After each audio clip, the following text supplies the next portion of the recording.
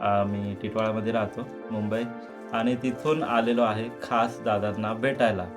काय तुमच्यासाठी काय पण तुमच्यासाठी काय पण तसं की माझ्याकडे जेवढं नॉलेज आहे ना, तेवढ्या सामर्थ्याने मी ते सॉल्व्ह करू शकतो. असे मित्रांनो, एडिटिंगचा प्रॉब्लेम आहे ना, हा बऱ्याच माझ्या मित्रांना येतो की त्यांना एक्झॅक्टली माहितीच नाही आहे की एडिटिंग कशी करायची, कोणत्या ॲपने करायची. राम राम मित्रांनो, स्वागत आहे आपला सगळ्यांचा एका नवीन व्हिडिओमध्ये. तर मित्रांनो, आता ज्या दिवसापासून आपण यूट्यूबमध्ये आलो त्या दिवसापासून मी तर आपल्याला प्रत्येक क्षणात त्या सांगतोय की आपण पैसा कमावण्यापेक्षा माणसं जास्त कमवले. अनेक माणसं भेटून गेली, अनेक कलाकार भेटून गेले, अनेक मौल्यवान माणसं. आणि आज तसेच आम्हाला भेटायला आले हे सर जे आहे ते सर आपण मी कुठून आले आता मला माहिती आहे, पण आपला परिचय आपल्या मित्रांनी द्यावा. तर नमस्कार, माझं नाव प्रशांत विश्वास बात्रा. मी टिटवाळामध्ये राहतो, मुंबई.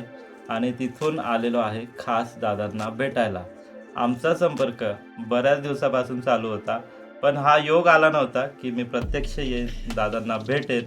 तर आज या साईडला माझं फिरणं झालं, अकोलेमध्ये आलो, माझ्या मित्राकडे आलो, प्रवीणकडे. तर आम्ही दोघं सोबत आलेलो आहोत खास करून दादांना भेटण्यासाठी. तर मित्रांनो, ही सर्व ताकद आहे ती यूट्यूबची. आणि यूट्यूबच्या या ताकदीमुळं माणसं एकमेकाजवळ येतात आता. हो. आणि हे सर, आता मी जे बोलतोय तेवढी सोपी गोष्ट नाही मित्रांनो. हे माणसं भेटणं म्हणजे अतिशय, म्हणजे मला पण त्यांचा परिचय नव्हता, पण त्यांचे पण भरपूर चॅनल आहे ते. सर, तुमचे किती चॅनल आहे ते? आता यूट्यूबवरती तर मी बऱ्याच वर्षापासून काम करतो आणि असे सुद्धा काही चॅनल आहेत की त्या चॅनलवरती मी ॲक्टिव्ह आहे, पण असे काही चॅनल आहेत की त्याच्यावरती मी ॲक्टिव्ह नाही आहे. तर माझा जो ब्लॉगिंग चॅनल आहे त्याचं नाव मी तुम्हाला सांगतो, किंग बत्रा ब्लॉग्स. तर त्याचा लिंक इथे दादा देतीलच.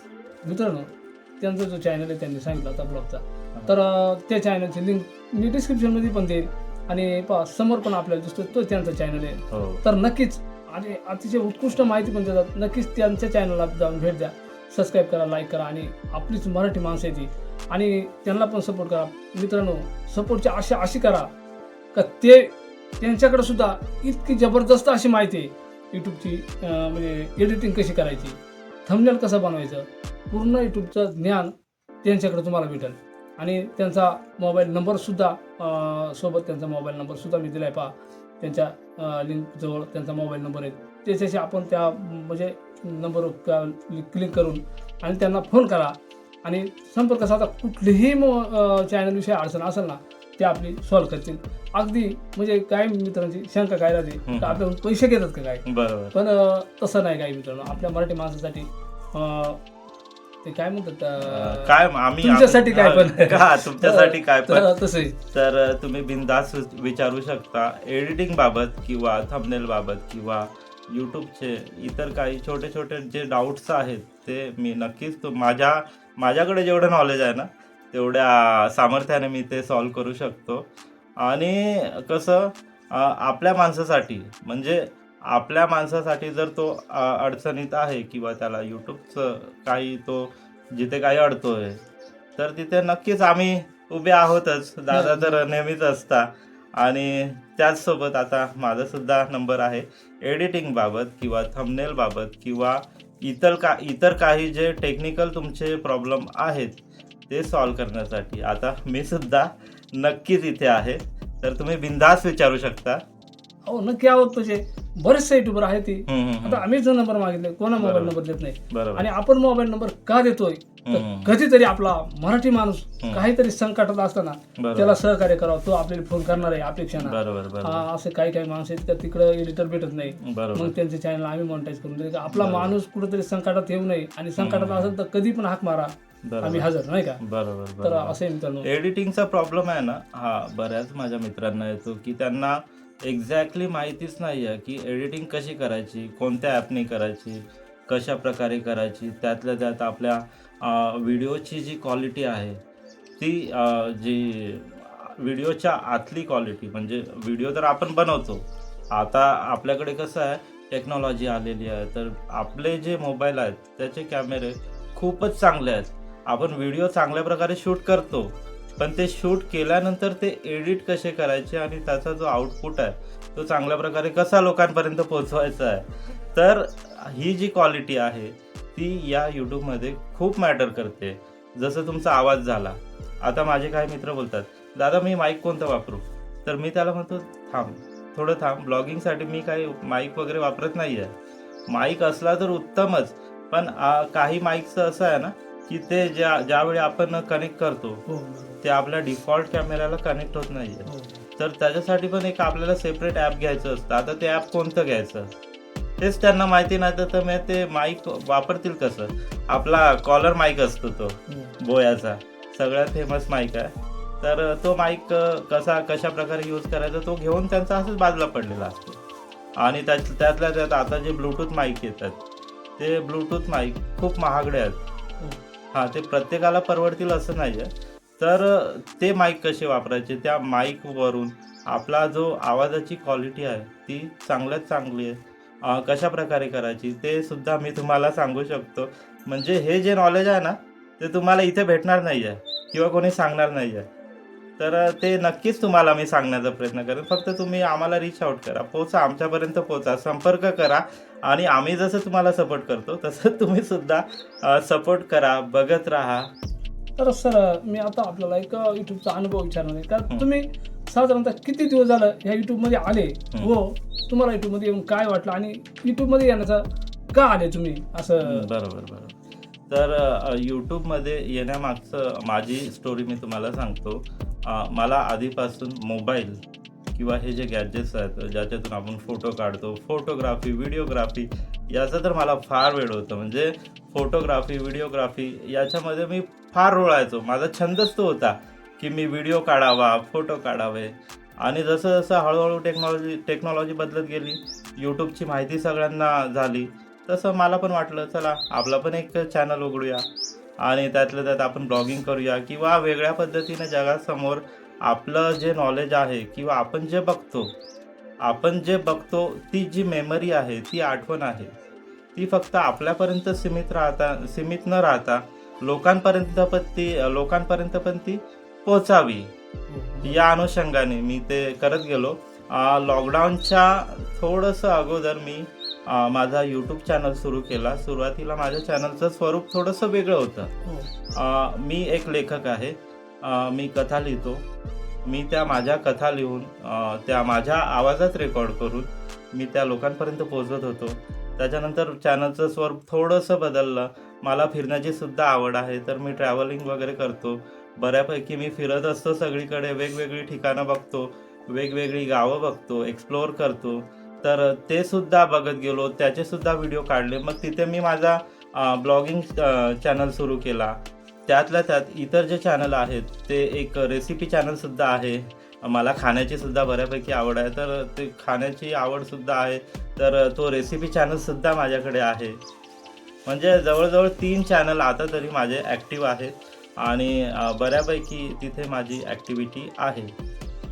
सर आता दुसरं एक आपल्या जे नवीन युट्यूबर सुरू करणार आहेत, ज्यांना नवीन युट्यूब चालू करायचे तर त्यांचा एक गैरसमज असा राहतोय का सुरुवातीला युट्यूब चालू करताना एक चांगल्या क्वालिटीचा मोबाईल पाहिजे, कॅमेरा पाहिजे, माईक पाहिजे, त्याचबरोबर असा ट्रायपॉड पाहिजे, मोठा सेटअप पाहिजे. सोप्या भाषेत सांगायचं झालं ना तर ते मोठ्या सेटअपची अपेक्षा करतात. तसं नाही आहे मित्रांनो.